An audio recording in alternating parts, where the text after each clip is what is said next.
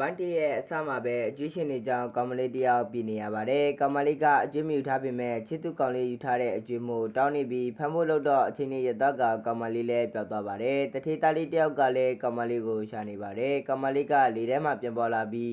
သူမတည်သွားပြီလားလို့ဆိုကပြောနေပါတယ်။အဲ့ဒီချိန်ကကြမ္မာနမင်းဆိုသူကြောက်ဝင်ရောက်လာပြီးကောင်မလေးရဲ့နာမည်ကကြည်မြောင်မြောင်အသက်က23မိဘမဲ့ပညာရေးချင်းအထက်တန်းကျောင်းထိပဲတက်ဖူးပြီးတာမန်အလုပ်သမားဆိုကပြောနေတော့ရှင်မပြပြလဲကိုဘွားကိုတည်တယ်လို့ဆိုပါတယ်။ကြောက်ဝင်ကနောက်တစ်ချိန်ရှင်တန်ကျင်တဲ့ဘွားကစကြပိုးလားနမကြီးလားတခြားလားလို့မင်းနေတော့ဘယ်လိုဘွားမျိုးမဆိုရလာဒါဆိုရင်မိသားစုရှိရမယ်အခြေလက်ခံရမယ်ဘွားမျိုးလိုချင်တယ်လို့တောင်းဆိုလိုက်ပါတယ်။ဒါဆိုရင်အခွင့်အရေးတစ်ခုပေးမယ်ဆိုကရက်တရအတွင်းမင်းကိုတကယ်ချစ်တဲ့သူကိုရှာတွေ့နိုင်ရင်ဖြည့်ဆည်းပေးမယ်လို့ပြောပေမဲ့ဒီလိုဆိုရင်ရွှေရှင်းလွန်းနဲ့ခဲဖြစ်အောင်လုပ်ဖို့နီးလန်းရပြီလို့လုပ်နေပါတယ်ရက်တရအတွင်းချစ်တဲ့သူကိုရှာမတွေ့ရင်ဘာဖြစ်မှလဲလို့မေးလိုက်တော့တင်မယ်လို့ဆိုကအစွမ်းဆုံးချလိုက်ပါပြီခဏကြာတော့တထေးသားလေးကကြီးမြမြရက်ခန့်ကိုရောက်လာပါတယ်ကြီးမြမြကတော့ကောက်ကက်တယ်လို့ဆိုကကြောင်ပွားနဲ့နှုတ်ထားလာပါပြီတထေးသားလေးကတော့ဒရိုက်တာလူပဲဖြစ်ပါတယ်ကြောင်မလေးကိုရှာတွေ့သွားပြီးငတ်တီမှာဆိုလို့အင်ခေါ်သွားပါတယ်အင်ကိုပြန်ရောက်တော့ကြောင်မလေးကိုတို့တိုက်ကကြီးမြကလူလိမ့်မဲ့ကုမ္ပဏီနာမည်အလွဲသုံးစားလုပ်ပြီးစာချုပ်အတုမှလက်မှတ်ထိုးရတယ်ဆိုက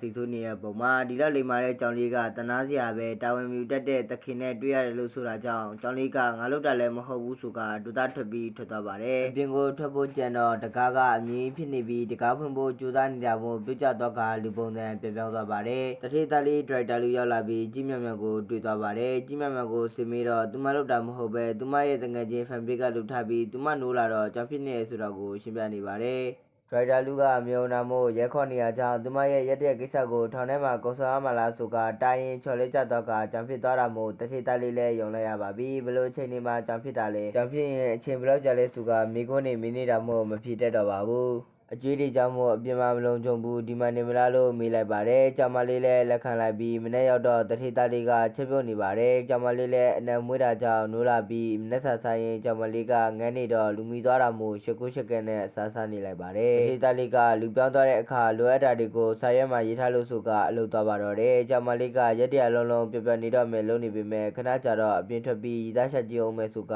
ပြောပါတယ်။ကိုမှန်ထဲမှာကြည့်ရင်မဖြစ်နိုင်တော့ဘူးဆိုကစိတ်ရကြနေပါတယ်။ကုမ္ပဏီကိုဒရိုင်လာလူရောက်လာပြီးတယ်လီကာကိုစောင့်နေရင်နောက်ထပ်ဒရိုင်တာနှင့်ပါရောက်လာပြန်ပါတယ်။နှစ်ယောက်စလုံးကတဲတဲ့ပုံလည်းမပေါ်ပါဘူး။တာဝန်ခံရှောက်ရောက်လာပြီးအလုပ်တွေကျူသားလိုက်တာဆိုကနှုတ်ဆက်နေပေမဲ့ကြွတောင်စိတ်မနေပါဘူး။ဒရိုက်တာလူရဲ့အတွင်းမှုကအချက်လက်တီပြကအကျွေးတွေရှောင်ပြေးသွားတာတင်တယ်အဲ့လိုလူတွေမထားသင့်ဘူးပြောနေလို့မင်းကိုမမေးဘူးငါမေးတာပဲဖြစ်ဆိုကပြန်ခိုင်းလိုက်ပြီးကြောင်သာဝယ်လာပေးအောင်ဆိုကခိုင်းလိုက်ပါတယ်။ကြီးမမောင်ပြောနေတကယ်တူနေလို့တွေ့နေပါပြီတထေးကကြောင်မွေးတဲ့ကိစ္စကိုဝန်ထမ်းတွေအကုန်သိနေပြီးတာဝန်ခံရှကလည်းဒီကောင်ထူးဆန်းနေတယ်ဆိုက